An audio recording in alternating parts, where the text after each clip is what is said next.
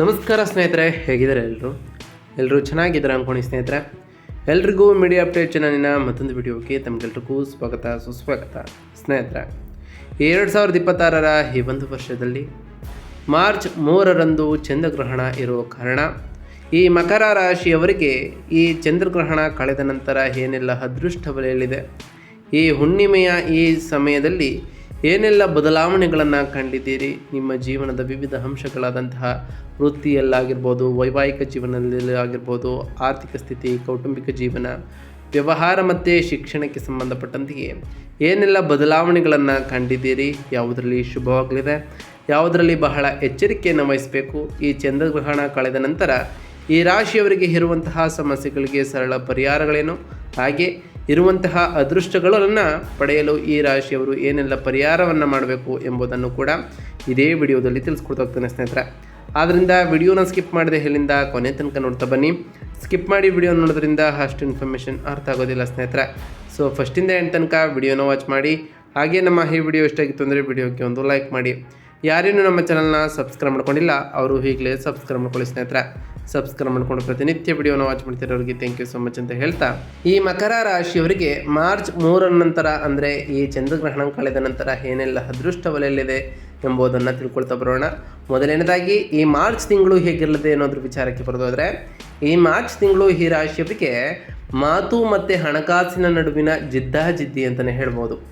ಈ ಮಾರ್ಚ್ 2026 ನಿಮ್ಮ 2ನೇ ಮನೆಯ ಧನ ಮತ್ತು ವಾಕ್ಸ್ಥಾನದ ಮೇಲೆ ಹೆಚ್ಚಿನ ಗಮನವನ್ನು ಕೇಂದ್ರೀಕರಿಸುವ ಕಾರಣ ಇಲ್ಲಿ ಮಂಗಳ ಮತ್ತು ರಾಹು ಸಂಯೋಜಿತವಾಗುವ ಕಾರಣ ಹಣ ಗಳಿಸುವಂತಹ ಹಂಬಲ ಈ ತಿಂಗಳಿನಲ್ಲಿ ಜಾಸ್ತಿ ಇರ್ತದೆ ಈ ಮಕರ ರಾಶಿಯವರಿಗೆ. ಆದರೆ ನಿಮ್ಮ ಮಾತುಗಳು ಕಠಿಣ ಅಥವಾ ಅವಸರದಿಂದ ಕೂಡಿರ್ಬೋದು. ನಿಮ್ಮ ಮಾತಿನ ಮೇಲೆ ನಿಯಂತ್ರಣವಿಲ್ಲದಿದ್ದರೆ ಕೌಟುಂಬಿಕ ಕಲಹಗಳು ಉಂಟಾಗುವಂತಹ ಸಾಧ್ಯತೆಯೂ ಕೂಡ ಇರಲಿದೆ. ಸಕಾರಾತ್ಮಕವಾಗಿ ನಿಮ್ಮ ಯೋಗಕಾರಕನಾದಂತಹ ಗ್ರಹವಾದಂತಹ ಶುಕ್ರನು ಮಾರ್ಚ್ 2ರಂದು 3ನೇ ಮನೆಗೆ ಉಚ್ಚನಾಗ್ತಾನೆ. ಇದು ಈ ರಾಶಿಯವರ ಒಡ ಹುಟ್ಟಿದವರಿಂದ ಉತ್ತಮವಾದ ಬೆಂಬಲಗಳನ್ನು ತರಲಿದೆ. ಸೃಜನಶೀಲ ಸಂವಹನ ಮತ್ತು ಕಿರು ಪ್ರಯಾಣಗಳಲ್ಲಿ ಯಶಸ್ಸನ್ನು ಕೂಡ ತರಲಿದೆ ಅಂತಲೇ ಹೇಳ್ಬೋದು. ನಿಮ್ಮ ರಾಶಿ ಅಧಿಪತಿಯಾದಂತಹ ಶನಿಯು 3ನೇ ಮನೆಯಲ್ಲಿ ಬಲಿಷ್ಠನಾಗಿ ಇರುವುದರಿಂದ ಯಾವುದೇ ಸವಾಲನ್ನು ಎದುರಿಸುವಂತಹ ಧೈರ್ಯ ನಿಮ್ಮದಾಗಿರ್ತದೆ. ಇದರಿಂದ ಸಾಕಷ್ಟು ಬದಲಾವಣೆಗಳನ್ನು ಈ ಮಾರ್ಚ್ ತಿಂಗಳಿನಲ್ಲಿ ಕಾಣ್ತಾ ಹೋಗ್ತೀನಿ ಅಂತಲೇ ಹೇಳ್ಬೋದು. ಹಾಗಾದರೆ ಈ ಮಾರ್ಚ್ ತಿಂಗಳಿನಲ್ಲಿ ಈ ರಾಶಿಯವರಿಗೆ ಇರುವಂತಹ ಪ್ರಮುಖ ಗ್ರಹ ಸಂಚಾರದ ವಿಚಾರಕ್ಕೆ ಬರೋದಾದರೆ, ಮಂಗಳ ಗ್ರಹದ ವಿಚಾರಕ್ಕೆ ಬರೋದಾದರೆ, ಮಂಗಳನ ರಾಶಿ ಬದಲಾವಣೆಯು 2ನೇ ಮನೆಯ ಕುಂಭರಾಶಿಯಲ್ಲಿ ಇರಲಿದ್ದು ಕಠಿಣ ಮಾತಿನ ವಿಚಾರದಲ್ಲಿ, ಹಣದ ಹಂಬಲದ ವಿಚಾರದಲ್ಲಿ, ಅಲ್ಲಿನ ಸಮಸ್ಯೆಗಳ ವಿಚಾರದಲ್ಲಿ ಮಂಗಳನು ಪ್ರಭಾವವನ್ನು ಬೀರಲಿದ್ದಾನೆ. ಇನ್ನು ರಾಹು ಗ್ರಹದ ವಿಚಾರಕ್ಕೆ ಬರೋದಾದರೆ, 2ನೇ ಮನೆಯ ಕುಂಭರಾಶಿಯಲ್ಲಿ ರಾಹು ಇರಲಿದ್ದು ನಿಮ್ಮ ಆರ್ಥಿಕ ಏರಿಳಿತಗಳನ್ನು ಈ ತಿಂಗಳಿನಲ್ಲಿ ಕಾಣ್ಬೋದಾಗಿದೆ. ಮತ್ತು ಕೌಟುಂಬಿಕ ವಿವಾದಗಳು ಕೂಡ ರಾಹುವಿನಿಂದ ಉಂಟಾಗ್ಬೋದು. ಇನ್ನು ಶುಕ್ರನು 5ನೇ ಮನೆಯ ನಂತರ 10ನೇ ಮನೆಯ ಅಧಿಪತಿಯಾಗಿರುವಂತಹ ಶುಕ್ರನು 3ನೇ ಮನೆಗೆ ಉಚ್ಚ ಸ್ಥಾನದಲ್ಲಿ ಇರುವ ಕಾರಣ ಸೃಜನಶೀಲ ಬರಹದ ವಿಚಾರದಲ್ಲಿ ಹೊಡಹುಟ್ಟಿದವರ ಸಾಥ್ ಕೂಡ ನಿಮಗೆ ಸಿಗಲಿದೆ. ಮತ್ತು ಪ್ರಯಾಣದ ವಿಚಾರದಲ್ಲೂ ಕೂಡ ಸಾಕಷ್ಟು ಬದಲಾವಣೆಗಳನ್ನು ಈ ರಾಶಿಯವರು ಕಾಣ್ಬೋದಾಗಿದೆ. ಇನ್ನು ಸೂರ್ಯಗ್ರಹದ ವಿಚಾರಕ್ಕೆ ಬರೋದಾದರೆ, 2ನೇ ಮನೆಯ ನಂತರ 3ನೇ ಮನೆಗೆ ಮಾರ್ಚ್ 15ರಂದು ಪ್ರವೇಶವನ್ನು ಮಾಡತಕ್ಕಂತಹ ಸೂರ್ಯನು ನಿಮ್ಮಲ್ಲಿ ಆರ್ಥಿಕ ಒತ್ತಡವನ್ನು ಹೆಚ್ಚು ಮಾಡಲಿದ್ದಾನೆ. ನಂತರ ಧೈರ್ಯವೂ ಕೂಡ ಹೆಚ್ಚಾಗಲಿದೆ ಮತ್ತು ಆತ್ಮವಿಶ್ವಾಸವೂ ಕೂಡ ಈ ತಿಂಗಳ ಕೊನೆಯಲ್ಲಿ ನಿಮಗೆ ಹೆಚ್ಚಾಗಲಿದೆ ಅಂತಲೇ ಹೇಳ್ಬೋದು. ಇನ್ನು ನಿಮ್ಮ ರಾಶಿ ಅಧಿಪತಿಯಾದಂತಹ ಶನಿಗ್ರಹದ ವಿಚಾರಕ್ಕೆ ಬರೋದಾದರೆ, 3ನೇ ಮನೆಯ ಮೀನರಾಶಿಯಲ್ಲಿ ಶನಿಯು ಇರಲಿದ್ದು ಈ ಟೈಮ್ನಲ್ಲಿ ನಿಮ್ಮ ಛಲ ಹೆಚ್ಚಾಗಲಿದೆ, ಕಠಿಣ ಪರಿಶ್ರಮವನ್ನು ಪಡ್ತಾ ಹೋಗ್ತಿದ್ದೀರಿ ಮತ್ತು ಕಾರ್ಯಸಿದ್ಧಿಯೂ ಕೂಡ ಆಗಲಿದೆ ಅಂತಲೇ ಹೇಳ್ಬೋದು. ಹಾಗಾದರೆ ಈ ರಾಶಿಯವರ ವೃತ್ತಿ ಮತ್ತು ಉದ್ಯೋಗ ಜೀವನ ಹೇಗಿರಲಿದೆ ಅನ್ನೋದ್ರ ವಿಚಾರಕ್ಕೆ ಬರೋದಾದರೆ, ಅದರಲ್ಲೂ ಈ ಮಾರ್ಚ್ 3ರ ನಂತರ ನಿಮ್ಮ ಸಂವಹನ ಕೌಶಲ್ಯವು ವೃತ್ತಿ ಜೀವನಕ್ಕೆ ಬಹಳಷ್ಟು ಪೂರಕವಾಗಿರ್ತದೆ. 3ನೇ ಮನೆಯಲ್ಲಿ ಉಚ್ಚ ಶುಕ್ರನು ಇರೋ ಕಾರಣ ಸೇಲ್ಸ್ ಮಾರ್ಕೆಟಿಂಗ್ ಇರ್ಬೋದು, ಬರವಣಿಗೆ ಇರ್ಬೋದು, ಮಾಧ್ಯಮ ಕ್ಷೇತ್ರದಲ್ಲಿ ಕೆಲಸ ಮಾಡ್ತಿರೋರಿಗೆ ಅತ್ಯಂತ ಶುಭದಾಯಕವಾದಂತಹ ತಿಂಗಳು ಅಂತಲೇ ಹೇಳ್ಬೋದು. ನಿಮ್ಮ ಆಲೋಚನೆಗಳು ಸೃಜನಶೀಲವಾಗಿ ಇರ್ತವೆ ಮತ್ತು ಎಲ್ಲರ ಮೆಚ್ಚುಗೆಗೆ ನೀವು ಪಾತ್ರರಾಗ್ತೀರಿ. ಶನಿಯ ಬಲದಿಂದ ಆ ಆಲೋಚನೆಗಳನ್ನು ಕಾರ್ಯರೂಪಕ್ಕೆ ತರುವಂತಹ ಶಕ್ತಿಯೂ ಕೂಡ ನಿಮ್ಮದಾಗಿರ್ತದೆ. ಆದರೆ 2ನೇ ಮನೆಯಲ್ಲಿ ಅಂದರೆ ವಾಕ್ಸ್ಥಾನದಲ್ಲಿ ಮಂಗಳ ರಾಹು ಪ್ರಭಾವವನ್ನು ಬೀರುವ ಕಾರಣ ಕೆಲಸದ ಸ್ಥಳದಲ್ಲಿ ನಿಮ್ಮ ಮಾತುಗಾರಿಕೆಯ ಬಗ್ಗೆ ಎಚ್ಚರಿಕೆಯನ್ನು ಕೂಡ ನೀಡ್ತದೆ. ನಿಮ್ಮ ನೇರ ನುಡಿಗಳು ಗ್ರಾಹಕರಿಗೆ ಅಥವಾ ಮೇಲಾಧಿಕಾರಿಗಳಿಗೆ ಬೇಸರವನ್ನು ತರಿಸ್ಬೋದು. ವ್ಯವಹಾರದಲ್ಲಿ ಹಣಕಾಸಿನ ಒಪ್ಪಂದಗಳನ್ನು ಮಾಡುವಾಗ ಎಲ್ಲ ದಾಖಲೆಗಳನ್ನು 2 ಬಾರಿ ಪರಿಶೀಲಿಸಿ. ಅದಾದ ನಂತರ ನಿಮ್ಮ ವೃತ್ತಿ ಮತ್ತು ಉದ್ಯೋಗದಲ್ಲಿ ಸಾಕಷ್ಟು ಬದಲಾವಣೆಗಳನ್ನು ಕಾಣ್ಬೋದಾಗಿದೆ ಅಂತಲೇ ಹೇಳ್ಬೋದು. ಹಾಗಾದರೆ ಈ ರಾಶಿಯವರ ಆರ್ಥಿಕ ಮತ್ತು ಹಣಕಾಸಿನ ವಿಚಾರಕ್ಕೆ ಬರೋದಾದರೆ, ಆರ್ಥಿಕ ಕ್ಷೇತ್ರದಲ್ಲಿ ಈ ಮಾರ್ಚ್ ತಿಂಗಳು ಅಸ್ಥಿರವಾಗಿರ್ತದೆ ಅಂತಲೇ ಹೇಳ್ಬೋದು. 2ನೇ ಮನೆಯಲ್ಲಿರುವಂತಹ ಮಂಗಳ, ರಾಹು ಮತ್ತು ಬುಧನ ಸಂಯೋಜನೆಯು ಮಾಡು ಇಲ್ಲವೇ ಮಡಿ ಎನ್ನುವಂತಹ ವಾಕ್ಯದಂತೆ ಶಕ್ತಿಯನ್ನು ನೀಡುತ್ತದೆ. ಶೇರ್ ಮಾರ್ಕೆಟ್ ಅಥವಾ ಕುಟುಂಬದ ಮೂಲಗಳಿಂದ ಹಠಾತ್ ಧನಲಾಭವೂ ಕೂಡ ಈ ರಾಶಿಯವರಿಗೆ ಬರ್ಬೋದು. ಇದರಿಂದ ಆರ್ಥಿಕ ಪರಿಸ್ಥಿತಿಯೂ ಕೂಡ ಸುಮಾರಾಗಿ ಚೆನ್ನಾಗೇ ಇರ್ತದೆ. ಆದರೆ ಅಷ್ಟೇ ವೇಗವಾಗಿ ಗ್ಯಾಜೆಟ್ ಅಥವಾ ಐಷಾರಾಮಿ ಜೀವನಕ್ಕೆ ಹಣ ವ್ಯಯವಾಗುವಂತಹ ಚಾನ್ಸಸ್ ಇರಲಿದೆ. ರಾಹುವಿನ ಪ್ರಭಾವದಿಂದ ಹಣದ ವಿಷಯದಲ್ಲಿ ಮರೀಚಿಕೆ ಅಥವಾ ಭ್ರಮೆ ಉಂಟಾಗ್ಬೋದು. ಒಂದು ವ್ಯವಹಾರವು ವಾಸ್ತವಕ್ಕಿಂತ ಉತ್ತಮವಾಗಿ ಕಾಣಿಸ್ಬೋದು ಸ್ನೇಹಿತರೆ. ಈ ತಿಂಗಳು ಕುಟುಂಬ ಸದಸ್ಯರಿಗೆ ಸಾಲ ನೀಡುವುದನ್ನು ತಪ್ಪಿಸಿ, ಅದರಲ್ಲೂ ಈ ಮಾರ್ಚ್ 3ರ ನಂತರ ಬಹಳ ಎಚ್ಚರಿಕೆಯಿಂದ ಇರಿ ಹಣಕಾಸಿನ ವಿಚಾರದಲ್ಲಿ. ಇಲ್ಲದಿದ್ದರೆ ಅದು ಸಂಬಂಧದ ಕಹಿಗೆ ಕೂಡ ಕಾರಣವಾಗ್ಬೋದು.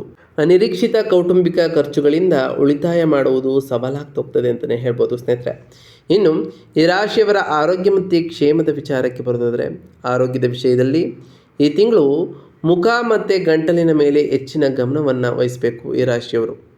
2ನೇ ಮನೆಯ ದೋಷದಿಂದ ಹಲ್ಲು ನೋವು, ಒಸಡುಗಳು, ಸೂಕ್ಷ್ಮತೆ, ಗಂಟಲಿನ ಸೋಂಕು ಅಥವಾ ಕಣ್ಣಿನ ದಣಿವು ಕೂಡ ಈ ರಾಶಿಯವರಿಗೆ ಉಂಟಾಗ್ಬೋದು ಸ್ನೇಹಿತರೆ. ಮಂಗಳ ಮತ್ತು ರಾಹುವಿನ ಪ್ರಭಾವದಿಂದ ದೇಹದಲ್ಲಿ ಶುಷ್ಕತೆ ಅಥವಾ ನಿರ್ಜಲೀಕರಣ ಉಂಟಾಗ್ಬೋದು, ಅಂದರೆ ಡಿಹೈಡ್ರೇಷನ್ ಆಗುವಂತಹ ಚಾನ್ಸಸ್ ಇರ್ತದೆ. ಆದ್ದರಿಂದ ಈ ಟೈಮ್ನಲ್ಲಿ ಸಾಕಷ್ಟು ನೀರು ಕುಡಿಯುವುದು ಅತ್ಯಗತ್ಯ ಅಂತಲೇ ಹೇಳ್ಬೋದು. ಮಸಾಲೆಯುತವಾದಂತಹ ಆಹಾರವನ್ನು ತ್ಯಜಿಸಿ ಸ್ನೇಹಿತರೆ. ಇದು ತಕ್ಷಣವೇ ಅಸಿಡಿಟಿ ಅಥವಾ ಬಾಯು ಉಣ್ಣಿಗೆ ಕಾರಣವಾಗ್ಬೋದು. ಆದ್ದರಿಂದ ಸಾತ್ವಿಕ ಆಹಾರ ಸೇವನೆಯನ್ನು ಮಾಡಿ. ನಿಮ್ಮ ದೈನಂದಿನ ಜೀವನದಲ್ಲಿ ವ್ಯಾಯಾಮ ಮತ್ತು ಧ್ಯಾನವನ್ನು ಕಡ್ಡಾಯಗೊಳಿಸಿ. ಇದು ನಿಮ್ಮ ದೈಹಿಕ ಶಕ್ತಿ ಮತ್ತು ಮಾನಸಿಕ ಶಕ್ತಿಯನ್ನು ವೃದ್ಧಿ ಮಾಡಲಿದೆ ಅಂತಲೇ ಹೇಳ್ಬೋದು. ಇನ್ನು ಈ ರಾಶಿಯವರ ಕುಟುಂಬ ಮತ್ತು ಸಂಬಂಧಗಳ ವಿಚಾರಕ್ಕೆ ಬರೋದಾದರೆ, ಕೌಟುಂಬಿಕ ಜೀವನವು ಅತ್ಯಂತ ಸೂಕ್ಷ್ಮವಾದಂತಹ ಪ್ರದೇಶವಾಗಿರ್ತದೆ ಈ ಮಾರ್ಚ್ ತಿಂಗಳಿನಲ್ಲಿ. 2ನೇ ಮನೆಯಲ್ಲಿ ಕುಟುಂಬದ ಸ್ಥಾನ ಇರುವ ಕಾರಣ ಅಂಗಾರಕ ಯೋಗವು ಕುಟುಂಬ ಸದಸ್ಯರೊಂದಿಗೆ ಮಾತಿನ ಯುದ್ಧಕ್ಕೆ ಕಾರಣವಾಗಬಹುದು. ನೀವು ಪ್ರಚೋದಿತರಾದಾಗ ಅಥವಾ ತಪ್ಪು ತಿಳುವಳಿಕೆ ಒಳಗಾದಾಗ ತಾಳ್ಮೆಯನ್ನು ಕಳೆದುಕೊಳ್ಳಲಿಕ್ಕೆ ಹೋಗಬೇಡಿ. ಕಟುವಾದಂತಹ ವಾಗ್ವಾದಗಳಿಂದ ದೂರ ಸರಿಯುವುದು ಈ ರಾಶಿಯವರ ಜಾಣತನ ಆಗಿರ್ತದೆ. ಸಕಾರಾತ್ಮಕವಾಗಿ 3ನೇ ಮನೆಯ ಉಚ್ಚ ಶುಕ್ರನಿಂದ ಒಡಹುಟ್ಟಿದವರೊಂದಿಗಿನ ಸಂಬಂಧವು ಬಹಳ ಅತ್ಯುತ್ತಮವಾಗಿ ಇರಲಿದೆ. ಅವರು ನಿಮಗೆ ಬೆಂಬಲವನ್ನು ಕೂಡ ನೀಡ್ತಾರೆ ಮತ್ತು ಸಂತೋಷವೂ ಕೂಡ ಸಿಗಲಿದೆ. ಒಡಹುಟ್ಟಿದವರು ಅಥವಾ ನೆರೆಯವರೊಂದಿಗೆ ಸಣ್ಣ ಪ್ರವಾಸಗಳನ್ನು ಕೈಗೊಳ್ಳುವುದು ಮನೆಯ ಒತ್ತಡವನ್ನು ಕಡಿಮೆ ಮಾಡಲು ಸಹಾಯವನ್ನು ಮಾಡ್ತದೆ ಅಂತಲೇ ಹೇಳ್ಬೋದು. ಇದರಿಂದ ನಿಮ್ಮ ಕುಟುಂಬ ಮತ್ತು ಸಂಬಂಧಗಳು ಬಹಳಷ್ಟು ಉತ್ತಮವಾಗಿರಲಿದೆ ಅಂತಲೇ ಹೇಳ್ಬೋದು. ಇನ್ನು ಈ ರಾಶಿಯವರ ಶೈಕ್ಷಣಿಕ ವಿಚಾರದ ಬಗ್ಗೆ ಮಾತನಾಡ್ತಾ ಬರೋದಾದರೆ, ಶೈಕ್ಷಣಿಕ ವಿಚಾರದಲ್ಲಿ ಈ ರಾಶಿಯ ವಿದ್ಯಾರ್ಥಿಗಳಿಗೆ ಬರವಣಿಗೆ ಮತ್ತು ಸಂವಹನದ ಕೌಶಲ್ಯಗಳು ಬಹಳ ಅತ್ಯುತ್ತಮವಾಗಿರ್ತದೆ. ಈ ಮಾರ್ಚ್ ತಿಂಗಳಿನಲ್ಲಿ ನೀವು ಸಾಹಿತ್ಯ, ಪತ್ರಿಕೋದ್ಯಮ ಅಥವಾ ಕಲೆಗಳಲ್ಲಿ ಆಸಕ್ತಿಯನ್ನು ಹೊಂದಿದರೆ ಉತ್ತಮವಾದಂತಹ ಸಾಧನೆಯನ್ನು ಮಾಡ್ತಾ ಹೋಗ್ತೀರಿ. ನಿಮ್ಮ ಸೃಜನಶೀಲ ಶಕ್ತಿ ಉತ್ತುಂಗಕ್ಕೆ ಏರ್ತದೆ ಅಂತಲೇ ಹೇಳ್ಬೋದು. ಆದರೆ ಮೌಖಿಕ ಪರೀಕ್ಷೆಗಳಲ್ಲಿ ಮಾತು ಮತ್ತು ಆತಂಕದ ಕಾರಣದಿಂದ ಸ್ವಲ್ಪ ಹಿನ್ನಡೆಯೂ ಕೂಡ ಆಗ್ಬೋದು. ಯಾವುದೇ ಪ್ರೆಸೆಂಟೇಷನನ್ನು ಮಾಡುವ ಮೊದಲು ಮನಸ್ಸನ್ನು ಶಾಂತವಾಗಿರಿಸಿಕೊಳ್ಳಲು ವ್ಯಾಯಾಮವನ್ನು ಮಾಡಿ ಆತ್ಮವಿಶ್ವಾಸದಿಂದ ಮಾತನಾಡುವುದನ್ನು ರೂಢಿಸಿಕೊಳ್ಳಿ. ಇದು ನಿಮ್ಮ ಜೀವನದಲ್ಲಿ ಸಾಕಷ್ಟು ಬದಲಾವಣೆಗಳನ್ನು ತರಲಿದೆ ಅಂತಲೇ ಹೇಳ್ಬೋದು.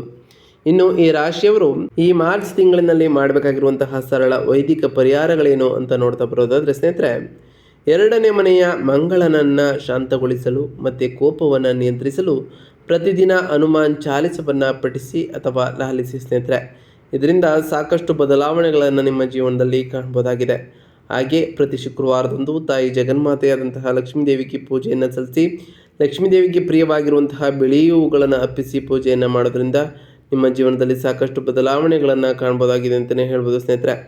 ಪ್ರತಿ ಶುಕ್ರವಾರದಂದು ತಾಯಿ ಜಗನ್ಮಾತೆಯಾದಂತಹ ಲಕ್ಷ್ಮೀದೇವಿಗೆ ಪೂಜೆಯನ್ನು ಸಲ್ಲಿಸಿ, ಲಕ್ಷ್ಮೀದೇವಿಗೆ ಪ್ರಿಯವಾಗಿರುವಂತಹ ಬಿಳಿ ಹೂಗಳನ್ನು ಅರ್ಪಿಸಿ ಪೂಜೆಯನ್ನು ಸಲ್ಲಿಸೋದ್ರಿಂದ ಆ ಲಕ್ಷ್ಮೀದೇವಿಯ ಕೃಪೆಗೂ ಕೂಡ ನೀವು ಪಾತ್ರರಾಗ್ತೀರಿ ಅಂತಲೇ ಹೇಳ್ಬೋದು ಸ್ನೇಹಿತರೆ. ಹಾಗೆ ನಿಮ್ಮ ಮಾತುಗಳು ಹಿತವಾಗಿಯೂ ಮತ್ತು ಜಾಣ್ಮೆಯಿಂದ ಕೂಡಿರಲು ಜ್ಞಾನ ದೇವತೆಯಾದಂತಹ ಸರಸ್ವತಿ ದೇವಿಯನ್ನು ಪೂಜಿಸಿ ಸ್ನೇಹಿತರೆ. ಮಂಗಳವಾರದಂದು ಬಡವರಿಗೆ ಸಿಹಿ ಆಹಾರ ಅಥವಾ ಹಾಲನ್ನು ದಾನ ಮಾಡಿ. ಇದು ಆಹಾರದ ಮನೆಯಲ್ಲಿನ ಮಂಗಳನ ತೀವ್ರತೆಯನ್ನು ತಗ್ಗಿಸಲಿದೆ ಅಂತಲೇ ಹೇಳ್ಬೋದು.